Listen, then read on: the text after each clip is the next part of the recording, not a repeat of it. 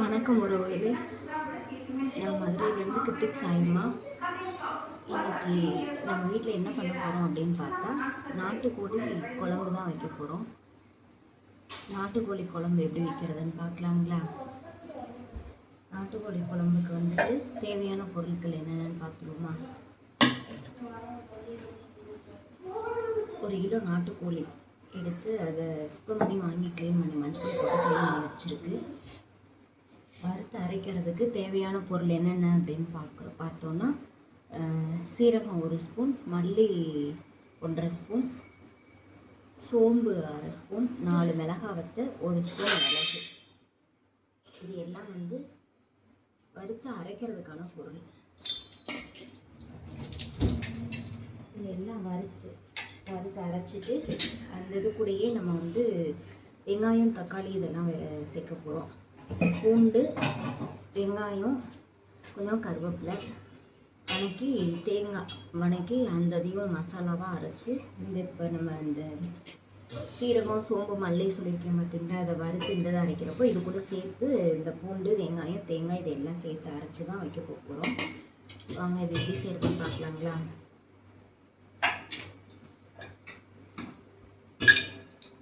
சட்டி வச்சு சட்டி காஞ்சோடனே 1 ஸ்பூன் எண்ணெய் விட்டு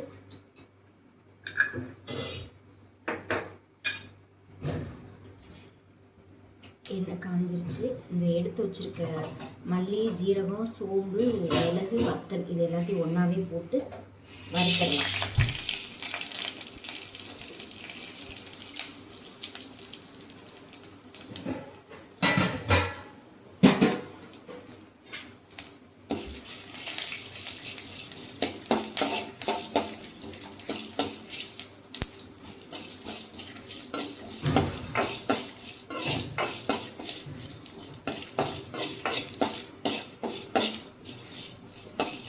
வாசனை வர வரைக்கும் சிவக்க வறுத்து எடுத்து வச்சுட்டு நல்லா இந்த மல்லி, ஜீரகம் இதெல்லாம் நல்லா வாசனை வர ஆரம்பிச்சிருச்சு. அப்படியே ஆஃப் பண்ணிட்டு இல்லை தனியாக ஒரு தட்டில் எடுத்து வச்சுருவோம், ஆடிட்டு இருக்கட்டும்.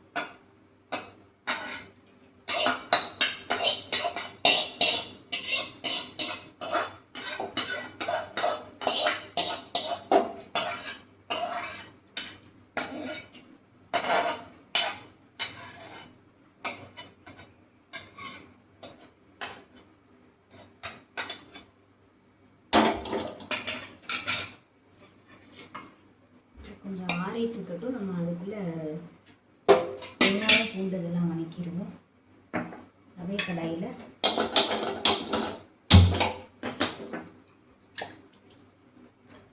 ரெண்டு ஸ்பூன் எண்ணெய் விட்டு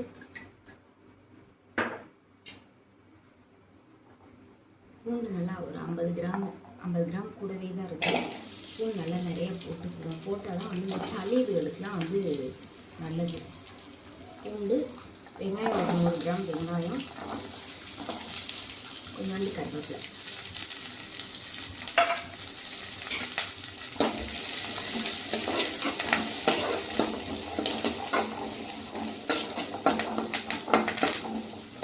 போட்டு நல்லா சிவக்க வணக்கி எடுத்துருவோம்.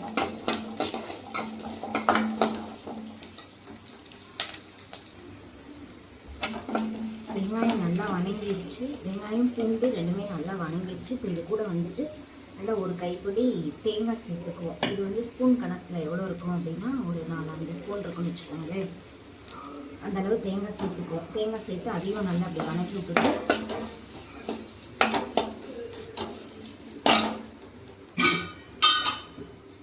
அப்படியே இந்த இதில் வந்துட்டு தனி மிளகாத்தூள் 1 ஸ்பூன் ஃபுல்லாக போட்டுக்கலாம். ஏன்னா நம்ம மிளகாவத்தை வந்து 4 வத்தல் மட்டும்தான் போட்டிருக்கேன். காரம் கம்மியாக இருக்கும். வத்தல் மட்டும் போட்டோம் அப்படின்னோம்னா ரொம்ப தண்ணியாக இருக்கிற மாதிரி இருக்கும். குழம்பு வந்துட்டு அது ஒரு கலராகவும் இருக்கும், அது ஒரு டேஸ்ட்டாகவும் இருக்கும். ஆனால் ரொம்ப தண்ணி மாதிரி இருக்கும். அதுக்காக தான் தனி மிளகாத்தூள் வீட்டில் அரைச்சதே கொஞ்சம் போட்டுருவோம் அப்படின்னு சொல்லிட்டு அந்த இதில் உள்ளது பாதி காரம், இந்த இதில் உள்ளது பாதி காரம், அந்த மாதிரி. இதை வந்து வெங்காயத்தோட சேர்த்து, வெங்காயம் தேங்காய் பூண்டு இதோட சேர்த்து இதை அப்படியே வதக்கிட்டு எடுத்து வச்சுருவோம். ஆறுனோடனே எல்லாத்தையும் சேர்த்து அரைச்சிட்டு வந்துடலாம். இதை எடுத்து வச்சுருவோம். இது ஆறிட்டு இருக்கட்டும். அதுக்குள்ளே நம்ம வந்து கறியை தாளிச்சு விட்டுருவோம்.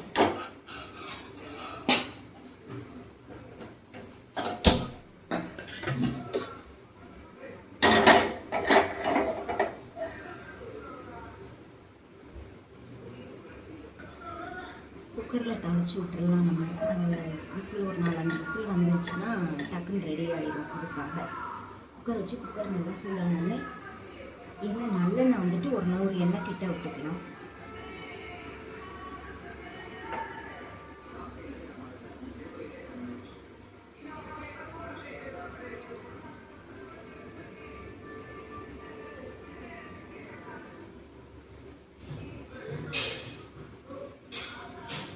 எண்ணெய் நல்லா காஞ்சிருச்சு. காஞ்சதில் வந்துட்டு நம்ம என்ன பண்ணுறோன்னா சோம்பு ஒரு 1/4 ஸ்பூன், சீரகம் ஒரு 1/4 ஸ்பூன், 2 சேர்ந்து அரைச்சிடும்.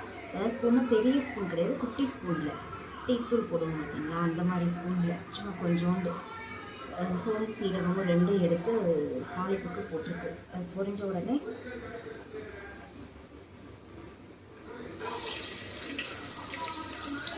சின்ன வெங்காயம் கொஞ்சம் ஒரு 50 கிராம் வெங்காயத்துக்கு தாளிச்சு விட்டுருவோம்.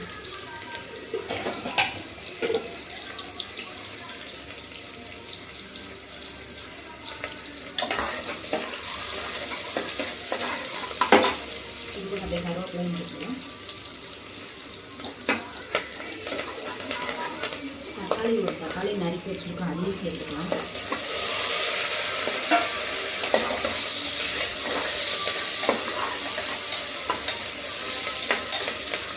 இது நல்லா வணங்கணும்னு அப்படியே கறி இதில் போட்டு நல்லா வணக்கிடுவேன்.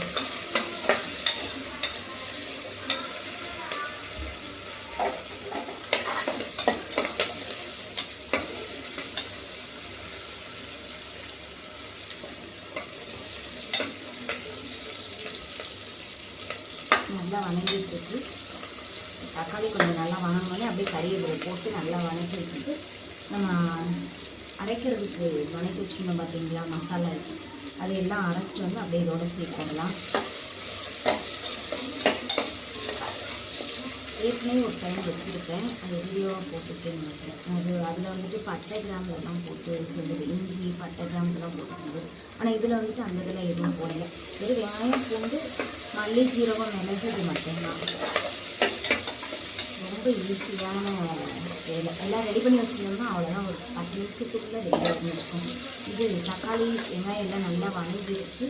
இதில் வந்துட்டு அப்படியே கறியை சேர்த்துக்குவோம்.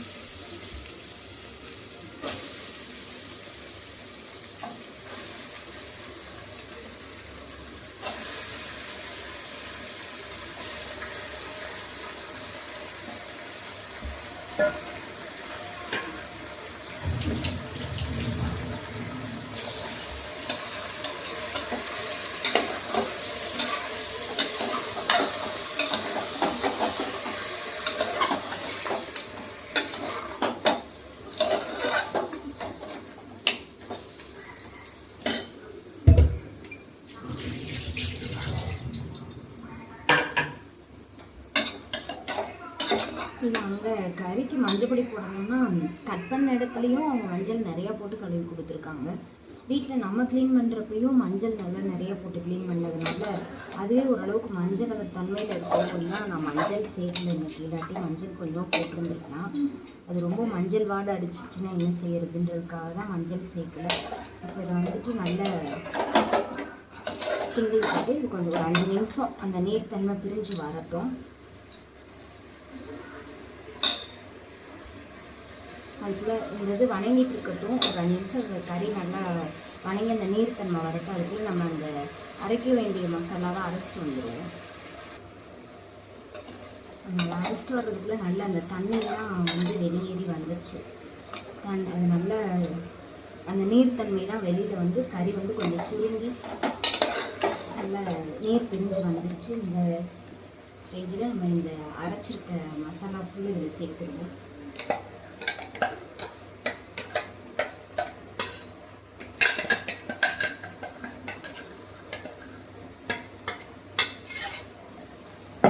மசாலா அதில் சேர்த்து அப்படியே நல்லா பரட்டி விட்டுருவோம்.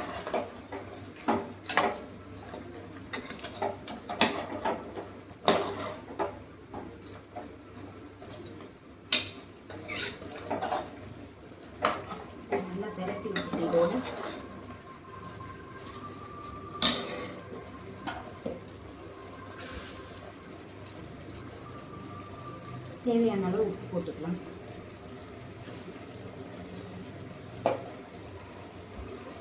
உப்பு போட்டு மறுபடியும் ஒரு கிளறி விட்டுட்டு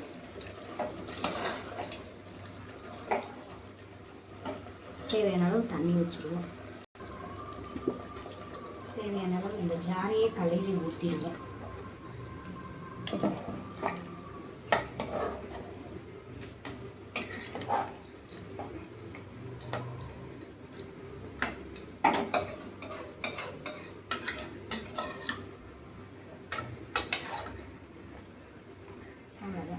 இந்த திக்னஸில் இருந்துச்சுன்னா கொதிச்சு வெந்து வர்றப்போ ஓரளவுக்கு உங்களுக்கு கொஞ்சம் திக்னஸ் கிடச்சிரும். தண்ணியை வேணும் நம்ம இந்த தண்ணியை எக்ஸ்ட்ரா வச்சுக்கலாம். கொஞ்சம் கெட்டித்தன்மையாக வேணும்னா தண்ணி கம்மி பண்ணி இந்த அளவில் வச்சுக்கலாம். இது வந்து வெந்து வரப்போ சரியாக இருக்கும். இப்போ இந்த திக்னஸ் இருக்குங்களா, இன்னும் நல்லா வெந்து ஒரு 4-5 விசில் விட்டு அது மறுபடியும் சிம்மில் வச்சு ஒரு 2 நிமிஷம் வச்சு எடுக்கிறப்போ கரெக்டாக இருக்கும் பார்த்துக்கோங்க. அவ்வளோதான். இப்போ வந்து மூடி போட்டு விட்டுருவோம். மூடி போட்டு ஒரு 5 விசில் விட்டு எப்படி இருக்குன்னு சொல்லி அப்புறமா ஓப்பன் பண்ணி பார்க்கலாம்.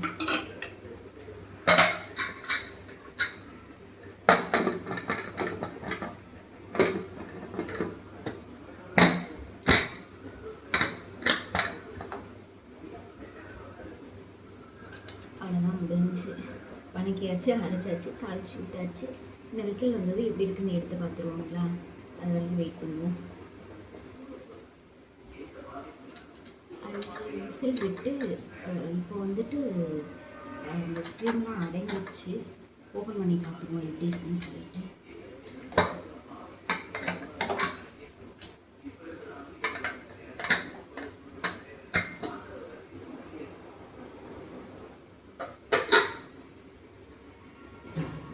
எப்படி இருக்குன்னு பாருங்க. நல்லா வெந்துருச்சு. வெந்து நல்லா எண்ணெய் தனியாக தண்ணி தனியாக பிரிஞ்சு நிற்கிது.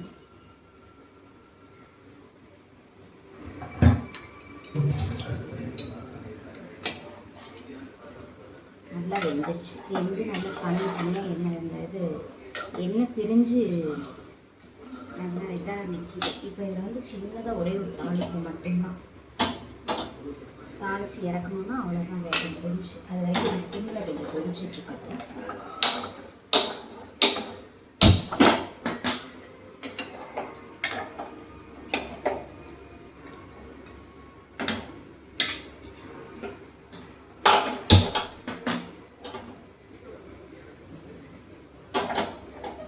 இந்த இடத்துல ஒரு தாளிப்பு மட்டும் போட்டுருவோம்.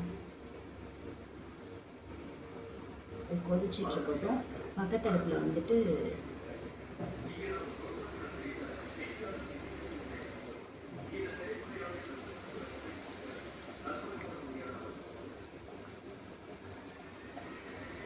வந்து இதுக்கு ஒரு சின்னதாக ஒரு தாளிப்பு மட்டும், வெறும் வெங்காயம் கருவேப்பிலை மட்டும் போட்டு தாளித்து இறக்கணுன்னா அவ்வளோதான், வேக முடிஞ்சு. சிம்மில்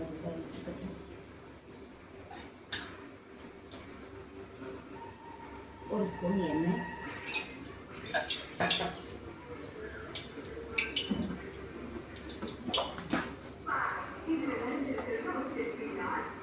கொஞ்சோண்டு சீரகம், சும்மா ஒரு 4-5 சீரகம் மட்டும்,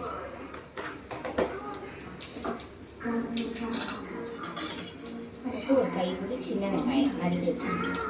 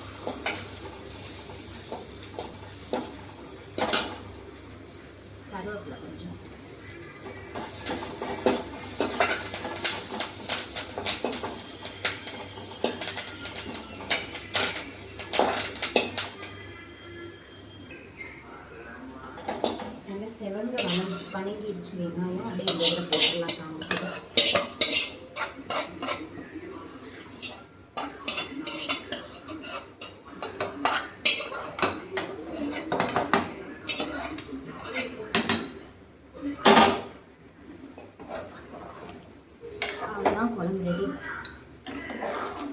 அதுக்கு கொத்தமல்லி வேணும், கடைசி கொஞ்சமாக கொத்தமல்லி மட்டும் போட்டுக்கலாம்.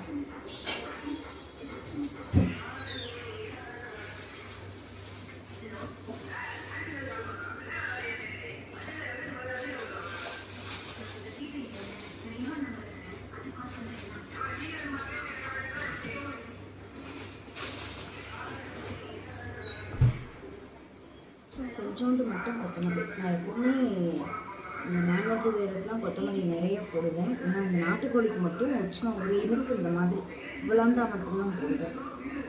ரொம்ப போட்டால் ஒரு மாதிரி வாசனை, இந்த கொத்தமல்லி வாசனை வரும் அப்படின்றதுனால சும்மா ஒரு இனிப்பு மட்டும்தான் போட்டிருக்கு. அவ்வளோதான், வேலை முடிஞ்சு. கோழி குழம்பு ரெடி. நம்ம வீட்டு நாட்டுக்கோழி குழம்பு ரெடி. அழகான குழம்புல இருக்குது, நல்லா வாசமாக.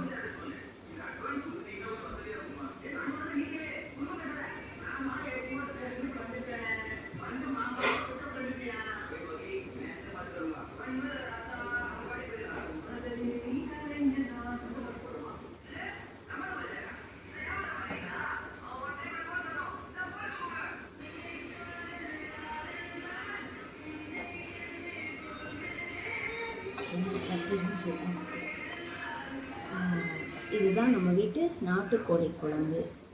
நான் செஞ்சது உங்களுக்கு பிடிச்சிருந்துச்சுன்னா லைக் பண்ணுங்கள், ஷேர் பண்ணுங்கள், கமெண்ட் பண்ணுங்கள், சப்ஸ்கிரைப் பண்ணிக்கோங்க. நான் சொன்ன இதே அளவோடு பண்ணி பாருங்கள், உங்களுக்குமே டேஸ்ட்டு சூப்பராக இருக்கும். இது வந்துட்டு எல்லா மசாலாவும் நம்ம வறுத்து அரைச்சி செய்கிறது தான். ஒரு தடவை செஞ்சு பாருங்கள். செஞ்சு பார்த்துட்டு எப்படி இருக்குன்னு சொல்லி கமெண்ட் பண்ணுங்கள். லைக் பண்ணுங்கள், ஷேர் பண்ணுங்கள், சப்ஸ்கிரைப் பண்ணிக்கோங்க. ஓகே, ஒரு பாய்.